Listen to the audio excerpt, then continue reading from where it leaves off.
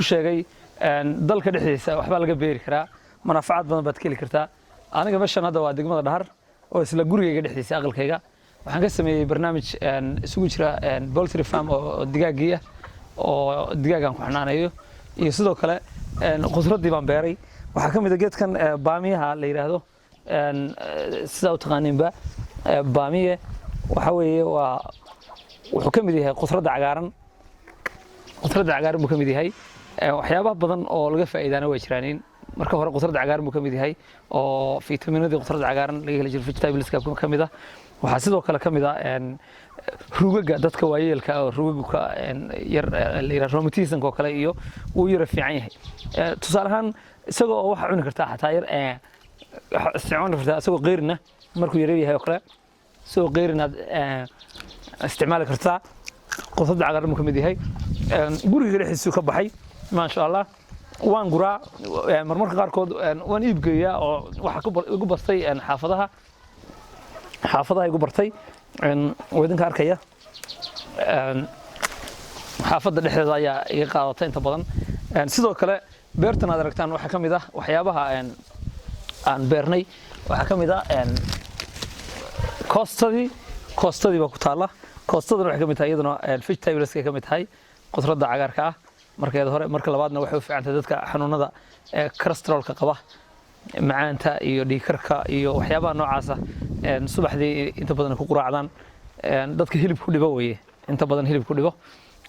ayaa inta badan way naga qaataan oo way yimaadaan gacmahooda ku qaataan inta badan koostada kamid ah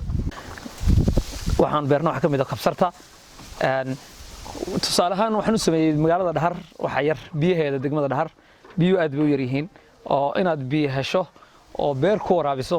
mararka qaarkood xilliyada waxa la soo maray xilliga jiilaalka oo sanadka abaar badan oo ka soo talaway ilaahay khayr nimcooyinka noo shubay laakiin waxaan soo marnay xilli ay biyuhu yar yihiin dadkuna ayna heli karin biyo ay cabaan isla xilligaas aan anaguna beertan hindisay dhibaato badan bay iga soo maray biyo raadiskeedii inaan biyo u helo marka maadaama dhulku waa dhul aad u dihin oo macaan oo mar walba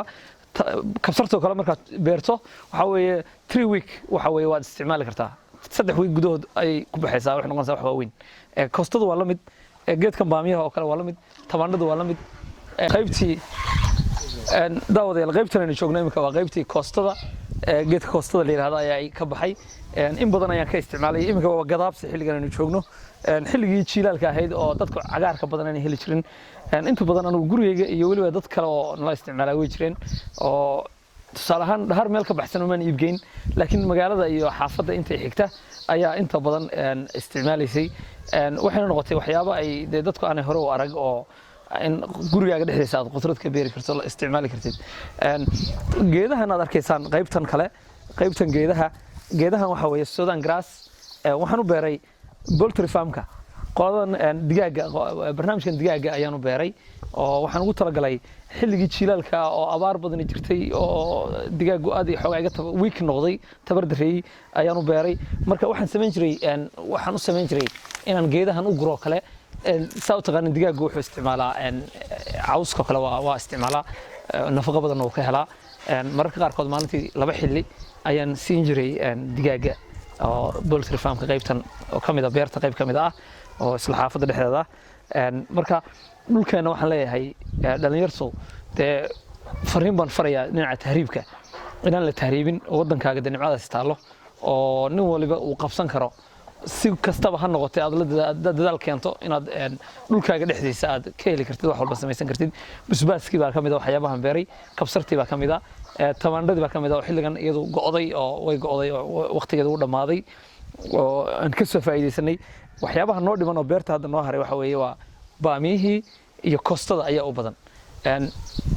tusaale ahaan maadaama biyuhu ay hore igu yaraan sanadii sheegay waxaan sameeyay hoos beerta dhan waxaan ku sameeyay sida garoonka kubadda shabaga loogu sameeyo garoomada kubadda casriga hadda sida shabaga loogu sameeyo shabag ku xiray tabadeed waxaan ku sameeyay bal la yiraahdo oo timirta caleenteeda ayaan keenay iyadoo falaarihii cadceedna qaybteed helayso si ay biyaha aan ku shubayna markaba aan u idlaan oo aan u qalalin ayaan ugu talagalay inaan baashan geedkan la yiraahdo timirta caleenteeda ayaan teel kaga dhigay oo lana awdi maayo la wada dabooli maayo maadaama geedkii uu ka mid yahay waxyaabo ku koro ilayska ay ka mid tahay marka waxaan ku yareeyay in biyaha aan isticmaalay xilliga biyaha ugu yaraa aanay horay u qalalin dugsina ay ahaato oo dabaylaha ka dhaca inta badan deegaankan degmada Dhahar dabayl ayaa ka dhacda dabayshaasna ay dugsi ka ahaato barnaamijkan waxaan ugu talagalay in dadka ay ku daydaan oo ay heli karaan inay dhulkooda wax kala soo bixi karaan qaybta kale inuu isku gudbid qaybtan daawadayaal dadku waxay isweydiinayaan beerta xagee laga waraabiyaa beerta waxa laga waraabiyaa waxa weeye ceel ma leh laakiin baraagtan barkada halkan 60 foosto qaada ama 60 barmiil ayaa halkan igu jirta 60 barmiil ayaan biyaha ku shubaa laba bilood ama bil iyo bar ayay haysaa oo anu beekhamiya siiro beekhamina ayaan ugu shubayaan yareeyo biyaha oo marka tusaale ahaan deynabadan ayaa ii saaran oo biyaha toorta mashiinkana waanu isticmaalaa oo mashiinkan dabka aaban deynabada ku xiraa markii aan korontadu joogin magaalada ama leerkiga maqan yahay laakiin imika waxaan tijaabinaynaa biyihii oo kale korontadu baa joogta waa halkan ka shideena tusaale ahaan waa kan deynabada waa shidantay biyihii bay tuuraysaa xagan waxa tagaysaa tusaale ahaan dhinacan waxa tagaysaa beerta tuubadii ayaa afka qabsanaysa hadda biyo way socdaan xagana biyo ka socdaan marka maaha biyo waa kuwa socdaan marka koostado kale waxa laga ilaalinayaa beerta ninkii garanaya biyaha qudradda qaybta dusheeda inay ku dhacaan waa laga ilaaliyaa geestaas kaga qabanaysaa adoo beekhaaminaya koostadan markaan waraabinayna tijaabo ka qaadayna biyihii weeye macnihii biyo badan oo loo isticmaali maayo biyo badan looma isticmaalayo waa la qoynayaa uun maadaama loo sameeyay balbaladan ama hooskan aad aragtay harka ah oo biyihii aan hore uga qalalayn waa la yar qoynayaa bas geedka la baamiyaha qaybtan baamiyahan imaanayna waa la yar rushaynayaa uun biyihii laftarkoodii maaha biyo badan oo biyaha la isticmaalaya maaha biyo badan waa la yar qoynayaa uun 3 cisho 4 cisho markay joogto hooskana weelada balbaladan hore biyo gama qalalayaan marka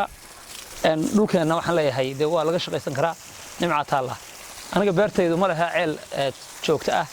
biyaha waxaan ka soo iibiyaa ceelka degmada Dhahar oo ceel weeyar ah xilliyada qaybtoodna lama helo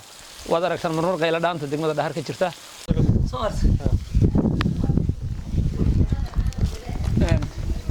waxa kamid ah saarka ay kamid tahay reer Dhahareed waxaan leeyahay waa kaase waxa weeye dhulkeena nimca fadhida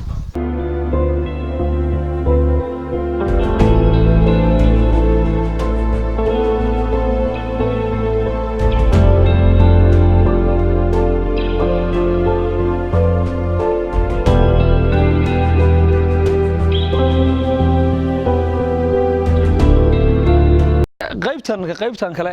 daawadayaal iyaguna qaybtan digaaga weeye waa qaybta digaaga waa isla aqalka dhexdiisii qayb beer baan ka sameeyay qaybna digaag baan ka sameeyay qaybtan kalena aniga degan marka si waxaan u sameeyay qaybtan digaaga iyagana waxaan hoogaa hore baan isticmaali jirnay waxyaabo ay igu dhaliyay si standard ah oo professional ayaan sameeyay oo standard caalami ah meelihii ay galayeen meelahay ku dhalayeen iyo meelihii ma garanaysaa lagu xanaaneynayay tusaale ahaan digaagu wuxuu leeyahay noocyo loo xanaaneeyo oo waxyaabaha ugu fudud oo xanuunku markuu ku dhaco isla caawa aad subaxdii iyagoo wada baqtiyo iman karta weeye marka waa inaad garanayso sidii loola tacaalo dawadoodii bay taalla waxay yaalla tusaale ahaan iyaga dhexdooda xataa way istilayaan diiga kan dhediga ah laba midba hadda ku jira laakiin labada mid iyaga laftarkooda waa la kala ilaaliyaa beed ayaa iga soo baxa beedkana laftarkiisa waan isticmaalaa xaafadana waan isticmaalaa waxay ka mid tahay waxyaabaha aan fikiray oo xaafada dhexdeeda aan ka sameeyay oo dalkeena inay nimca fadhido ay ka mid tahay inaad laba xabo digaag hadda soo keento hadda digaagaygu ma badna waa ilaa dhowr iyo 30 xabo kaliya aan haystaa tusaale ayaan ku sameeyay marka hore laakiin waan ku najaxay tusaalihii waan ku najaxay meel fiican buu marayaa wadinka arkaya beerta qayb ka mid ah ayaan u soo guraa oo wax ka siiya foostadan oo kale waxa ugu jira foostadan oo kale haruurkii iyo qamadi iyo waxyaabo la mid ah ayaan ciiso siin karnaa inuu hore tusaale ahaan hadaan u soo kutuso waxaan siinaynaa halkan oo kale ugu jiraan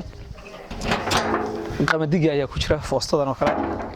iyo haruurkii tusaale ahaan way yaqaanaan marka la hadlayo oo kale